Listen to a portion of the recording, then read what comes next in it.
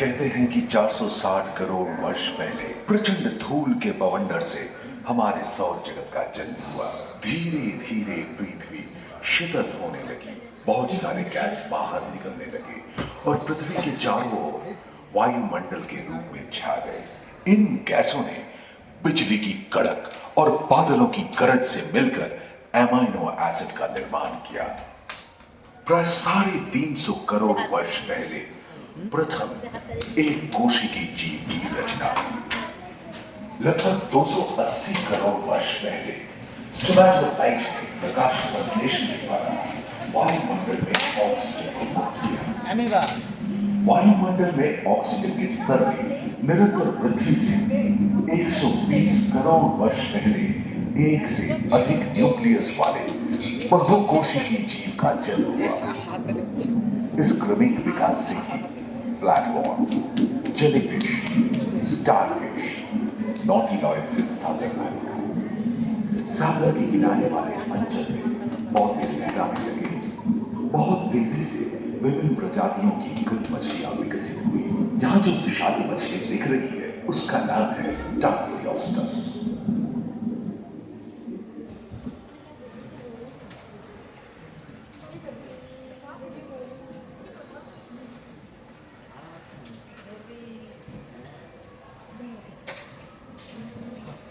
Dinosaur.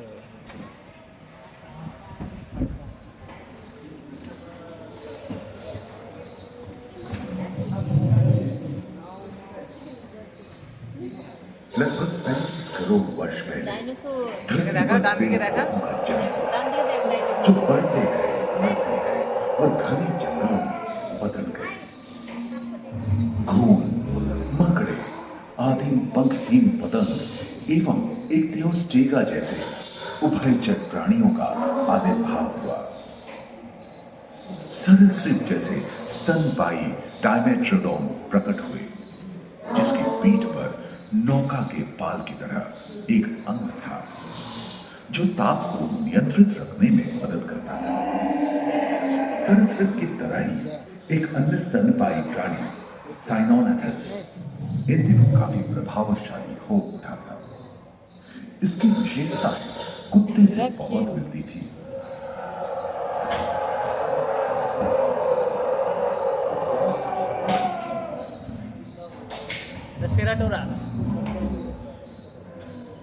प्राय 1 metre तक पंख फैलाने में सक्षम दानव जैसा ड्रैगन फ्लाई, साथ ही कई चिट्टे, बीगल एवं बिच्छू पृथ्वी के चारों ओर फैल गए थे। धरती में पाए जाने वाले अधिकांश कोयले ही कार्बोनिफेरस युग के मृत पौधे से उत्पन्न हुए थे, जो कि धरती के अंदर दब गए थे। उन दिनों पृथ्वी के 1/3 हिस्से में एकमात्र महादेश था जिसे पैंजिया कहा जाता था। जलवायु गर्म रहती थी। भूभाग पर प्रागैतिहासिक सरीसृपों का ही शासन था, जिन्होंने शुष्क जलवायु के साथ खुद को ढाल दिया था।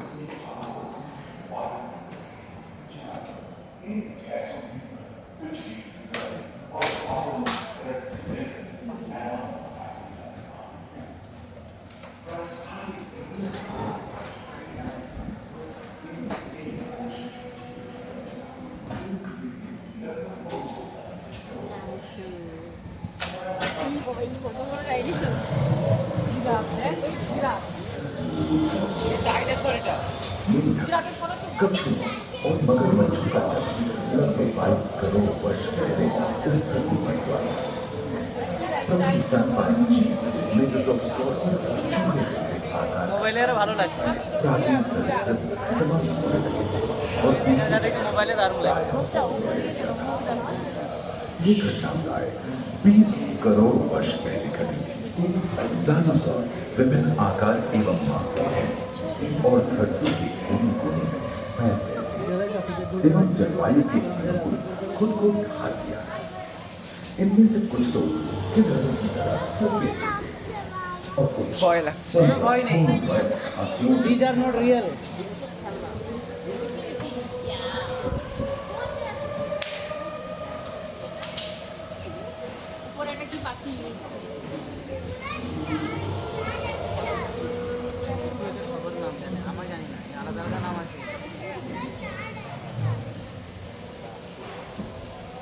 कुछ 4 पैरों से चलते थे तो सियानोफाइसिस 2 पैर वाले डायनासोर थे। ब्रेकियोसॉरस की लंबाई तो प्राय 23 मीटर जो कि एक टेनिस कोर्ट की लंबाई की थी और इनका वजन 75 टन था। सदस्य आकाश और सागर में भी छा गए थे। प्लियोसॉरस समुद्र में रहते थे। सबसे प्राचीन उड़न सरीसृप यूनिमोर्फोडॉन हवा में उड़ते थे। इसी दिन प्रथम पक्षी आर्टियोप्टेरस का उदय हुआ।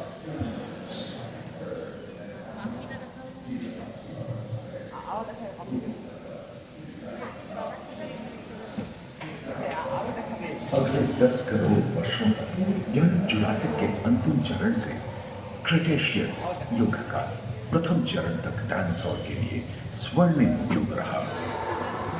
जलवायु में नमी की मौजूदगी से पृथ्वी पेड़ पौधों से भर उठी थी।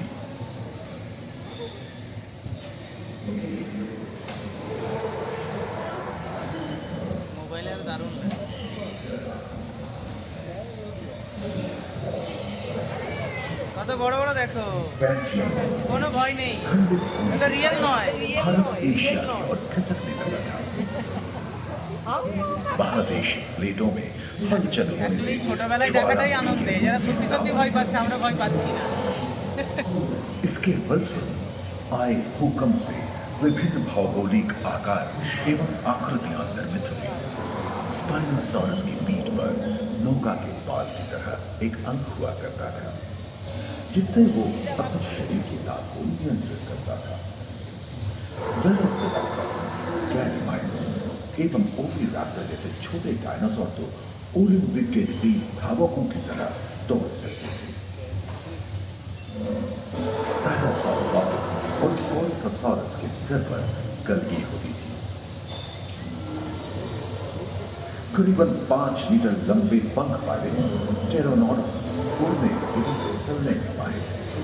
सुनने में विचित्र लगे पर अधिकांश डायनासोर जैसे कि ट्राइसेराटोप्स और एंकिलोसॉरस शाकाहारी थे। लॉरेसिया और गोंडवाना नाम के 2 भूखंड महादेश में रूपांतरित हुए एवं समुद्री गर्भ के कठोर आवरण रॉकीज एवं अन्य पर्वत श्रेणियां निर्मित हुई।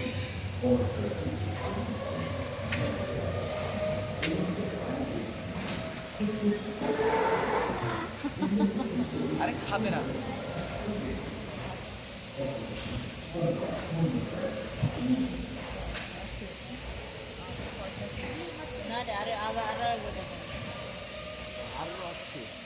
भूमध्य रेखा के पास आबहवा उष्णता बनी रही, वनस्पतियां सूखने लगी थी एवं जंगल कम होने लगे। এটার নাম কি রে পিকু? দাঁড়া, সামনেটা দেখবি, দাঁড়া।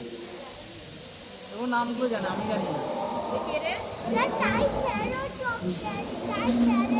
এর নাম কি?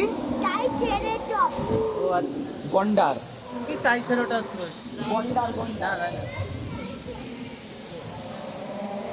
एकांत महादेश में जीव जंतुओं का विकास स्वतंत्र रूप से शुरू हुआ।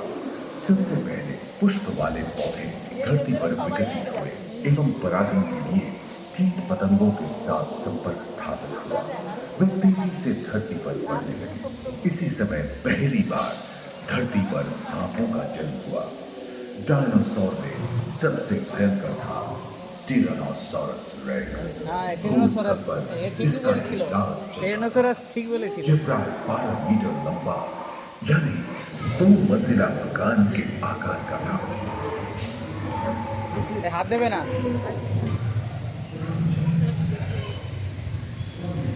হাত দিলে কামড়ে দেবে।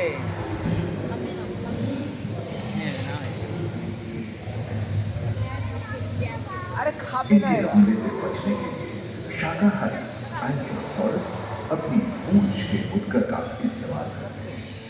सभी डायनासोर प्राय 6.5 करोड़ वर्ष पहले ही विलुप्त हो चुके हैं।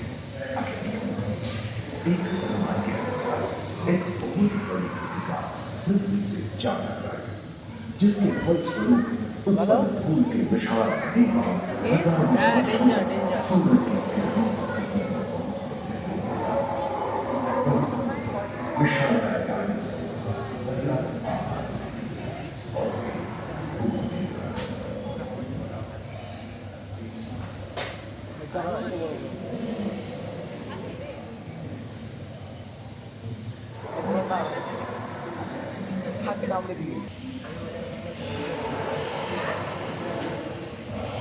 নিচে আরো নিচে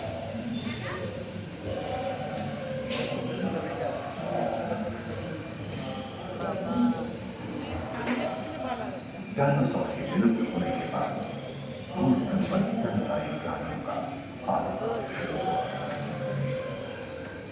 पर्याप्त मात्रा में आहार उपलब्ध होने के कारण छोटे छोटे स्तनपायी प्राणी बड़े आकार में बदलते गए।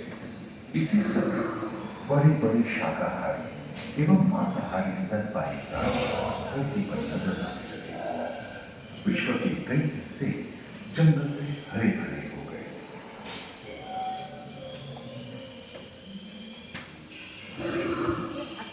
হাতি কান হ্যাঁ কান নাড়ছে মাথা নাড়ছে তো হ্যাঁ এই তো না না কান ছোট নয় তখনকার হাতি এরকম এটা এখন और घोड़े के पूर्वज यह हिप्पस की उत्पत्ति हुई जो आज के हाथी और घोड़े में रूपांतरित हुए।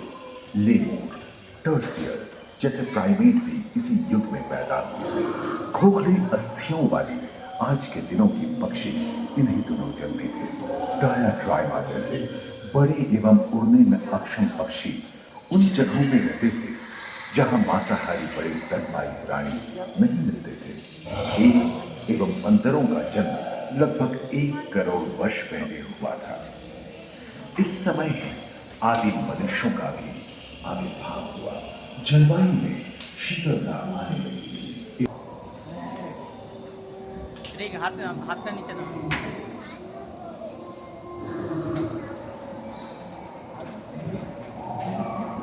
पृथ्वी के लंबे इतिहास में झांके तो ऐसे कई मौके रहे हैं जब उत्तरी गोलार्ध के अधिकांश हिस्से बर्फ की चादरों से ढक गए थे, जो आइस एज के नाम से जाना जाता है।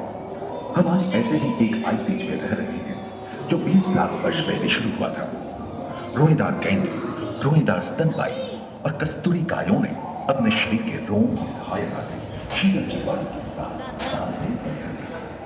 कुष्ठ रोग आदि जल के नाम से विभिन्न प्राणियों को